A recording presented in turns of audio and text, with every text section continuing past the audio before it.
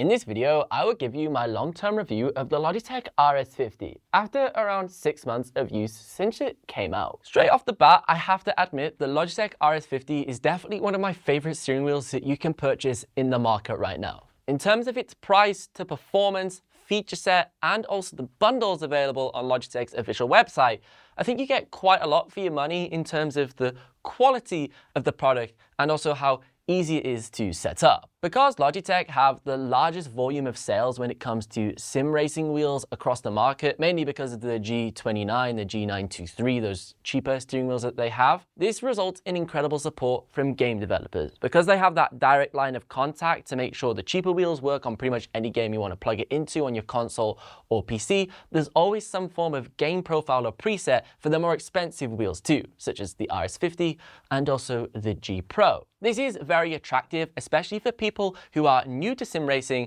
and this is sort of their first serious purchase in this realm. They're going direct drive for the first time. They want the best fidelity and quality and that upgrade to make it more realistic. The last thing you want to do is then worry about settings. And with a lot of the other brands like the Fanatec's and the Moses, well, most of the Moses don't even work on like PlayStation, for example. Anyways, it's PC and Xbox on some of the cheaper wheels that they've got. You gotta mess about creating a lot of presets and tweaking things, which removes the fun from it. The RS50 is spec'd with an 8 Nm wheelbase. This is plenty strong enough for most people. The more expensive G Pro has 11 Nm. The Fanatec that I'm using on my PC currently at the moment is 15 Nm, but I do not run them that high whatsoever. I usually run them around 8 to 10 Nm anyways. And if you're coming from old-fashioned steering wheel technology with the belt driven over to direct drive, this will feel so strong. I'll probably turn it down to about 6 Nm anyways. This will give you a little bit of headroom of around 2 Nm. There won't be any clipping on the base to give you the highest detail from the force feedback information being translated into the wheel. Now, one of the most attractive aspects of the RS50 is definitely its design architecture. It has a beautiful aluminium body that has no fan in it, so it's a self-cooling system, so it's quiet under operation. The only sound you hear is the clunking of the actual direct drive doing its thing. But there's no annoying fan noise when it's just sat there idle, which can't be said for the G Pro. The G Pro, the 11 Nm, has a fan in the wheelbase, which I don't really like. I don't really like that sort of plastic body it comes in. This looks a lot sleeker on the RS50. It's also smaller, so it doesn't take up much space, and it has a really nice table clamp to complement this if you are going to be taking this on and off your desk. It's very fast to remove. It has just a single point of tighten and loosen. There's not like multiple clamp zones like you have on like the G29, the cheaper wheels. So it allows you to easily remove this quickly and also attach it quickly depending on when you want to race or not, which makes it perfect for hybrid desk use. You can attach it to your desk. It's not too strong for your desk, like 11 Nm or 15 Nm, so it doesn't require a sim rig. It's not going to tear the desk apart, and you can pack it away nicely after your race session because it's so small. And the pedals are designed for this intention too. The RS pedals are very clever in their design. They have little stoppers and feet on the end that you can rotate upwards to allow you to push them against the wall so they don't slide around, which is great to give you the confidence that they're not going to move during a racing session. In addition to this, the RS pedals are load cell, so you can actually customize the strength of that load cell to get a stronger brake to give you more consistency in your braking, because it's important to have a strong brake because you're then almost using force memory from the muscle of how strong you have to apply to stop the car,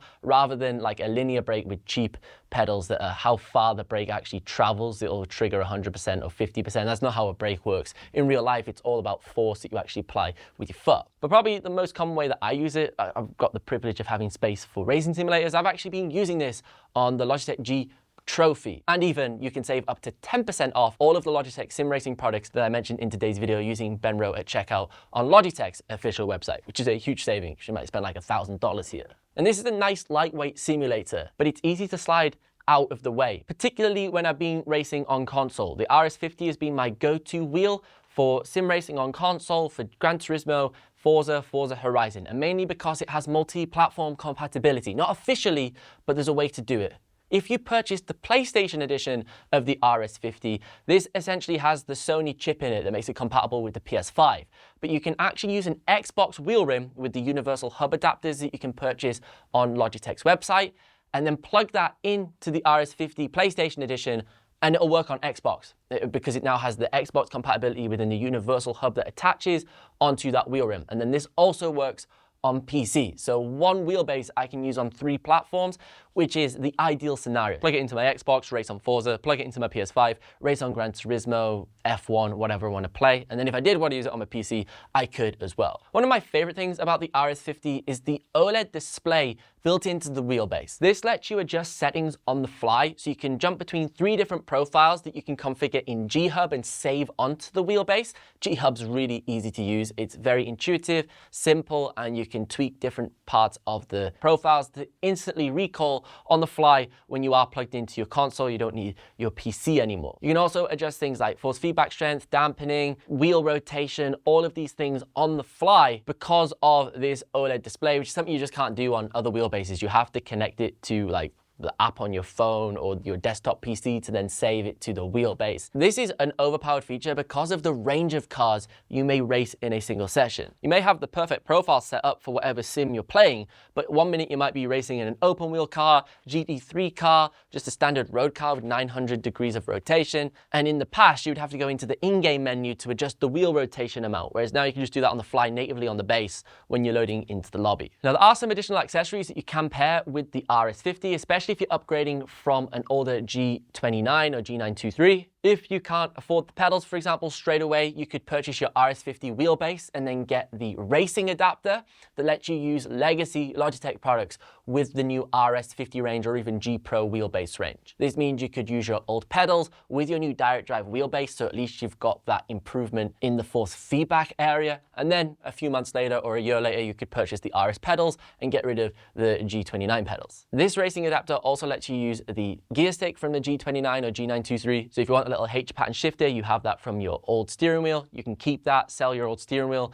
and still pair that with compatibility with your RS50 or G Pro wheelbase. Overall, the Logitech RS50 has quickly become my go-to wheel for sim racing. It works great on PC, but also Xbox and PlayStation. It's just plug and play. You plug it inside Gran Turismo and it's all mapped already. The wheel rotation aligns so easy. You're not just wasting time. Its strength is the perfect amount. It's not too much to where it's almost dangerous to use, and it's also not weak, where you're disappointed with it just not being strong enough to make you feel like you're actually in that car. Purchasing links are down below in the description, and don't forget you can save up to 10% off your entire Logitech basket on the official website using coupon code BENROW at checkout. This even includes the play seat simulators that they've got. Just type in BENROW at checkout to get that 10% discount, which will save you a lot of money, especially because of how expensive these products are. But if you're still unsure about which Logitech steering wheel you should choose, you should check out this video next, where I tried every single Logitech racing wheel ever made, because if you like this, you'll like that.